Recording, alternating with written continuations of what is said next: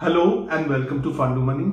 Here we will be discussing the impact of tax on property sale and how you can save it. More specifically, how you can save tax after you made a property sale so that you can legitimately keep a greater part of your money, a great part of your money with you, and then use it for various purposes. We're talking about tax deduction on sale of property proceeds, the capital gains that you make, and or the tax benefits on property sale or tax deduction on property sale. You can use whichever term you want.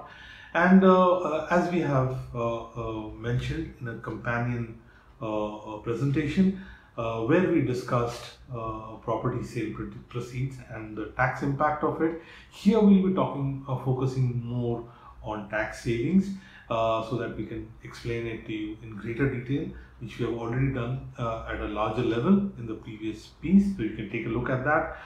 As we had mentioned, there are two major routes of saving tax when it comes to sale of property proceeds, property sale proceeds. One is, of course, to make financial investments, basically investing in eligible bonds under Section 54 EC. So we'll be covering that in the next section, and along with that we'll also be covering the other route, which is investing in residential real estate. So this particular presentation is restricted to residential real estate. So you can invest either in bonds, which is up to rupees 50 lakh, you can do that, or you can invest the capital gains in residential property because you sold a residential property. So we're talking about reinvestment in residential property, whether it's ready to move in or basically it's under construction. So we'll be discussing both these things in greater detail in just a little while.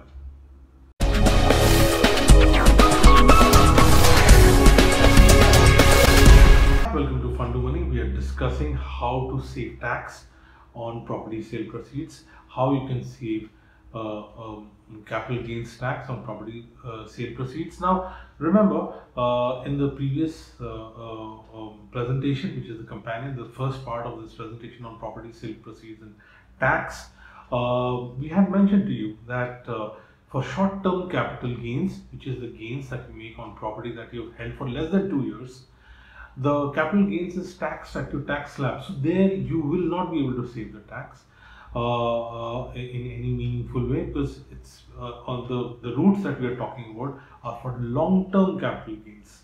So long-term capital gains is basically 2 years or more. You've held the property, you made capital gains out there, and you got indexation benefits, which we had discussed, and you're liable to pay inflation indexation benefits, and you're liable to pay long-term capital gains tax of 20% on inflation index capital gains, where the capital gains has been enhanced, rather the cost of acquisition, your costs, various costs get enhanced in the same proportion as the inflation index movement during the period you held the property. So you can check out that particular presentation. So we will not get into great detail about it. Here we will be focusing on tax saving. So there are two routes. One is, of course, to save long-term capital gains tax, that 20% that you're talking about. You can either buy bonds, eligible bonds under Section 54 EC. The other is, of course, as we mentioned in our introduction, you can buy residential real estate and save tax on your capital gains that you made after selling the property. So how does the Section 54 EC bonds work out? They are basically, you can invest up to rupees 50 lakh.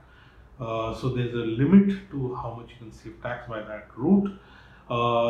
These are Section 54 EC bonds. So they're typically issued by Rural Electrification Corporation, REC, National Highway Authority of India, NHAI, then Power Finance Corporation, PFC. These are the institutions that issue these bonds. You get you basically the principal amount, the capital gains that you make up to 50 lakhs that you invest is tax free. You have the money is locked in for 5 years. Before it used to be 3 years, and the interest that you get now right now is hovering around 5%. Is taxable. Now the whole point about this is you need to ask yourself a hard question. Do you want your money to be locked in for 5 years, or you would take the tax after getting inflation indexation benefit, pay the tax, and let do something with the meaningful with the money. So you remember, inflation rate in the last 10 years has been 7%, right? So even if it goes down and remains 6% during these 5 years when you're going to be investing, you still would be losing money. Even if it's inflation remains 5% on an average for the next 5 years, you still are not making any kind of money. And if you make any kind of money, inflation, suppose the average drops down to something else, you still are paying, if you're in the 30% tax slab, you're paying a lot of tax on the interest that you earn. So basically, you need to think very hard, because what's basically you're doing is you're blocking the money away so that you don't pay any tax, and an institution is benefiting from your deposit. So you would want to earn some money. You would want to helping out an institution. It's you should be helping out. But if it's very incumbent on you, you're very keen, and it's part of your plan where you want to save tax under any circumstances, then of course, or there are compelling reasons why you want to save tax, then this is the way to go. The other route, of course, is to reinvest in real estate, and residential real estate or residential property. If it's a finished property, you can move in. So there's a time window within which you have to do. You don't have unlimited time. So 1 year before you sold this property, if you have bought a property, fine, you were thinking that you're going to sell this property, and you bought a property before you sold this one, for which taxation is being discussed, or 2 years after that. So there's a 3-year window, both sides in all. And if you do it within this time, then you become eligible for a tax deduction or tax benefit or tax savings for your property sale proceeds. So this is the window within which you have to do it.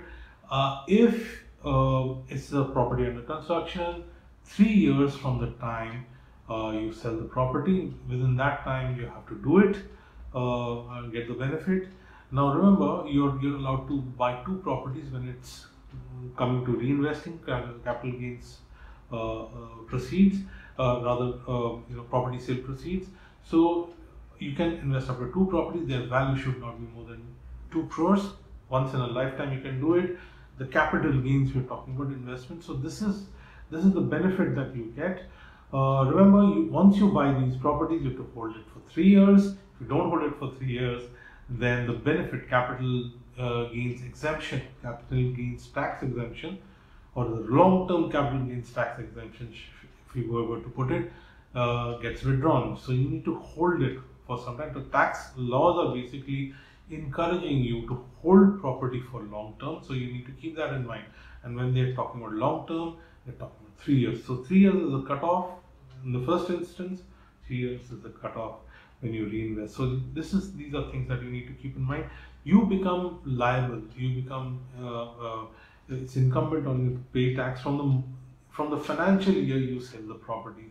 So anything that you're doing, the cutoff time, the clock starts ticking from the year that the transaction happens, and that is the year in your income tax return you'll have to start providing the details. In any case, because tax gets deducted at source when you sell a property, so the income tax authorities are getting the information any which way, right?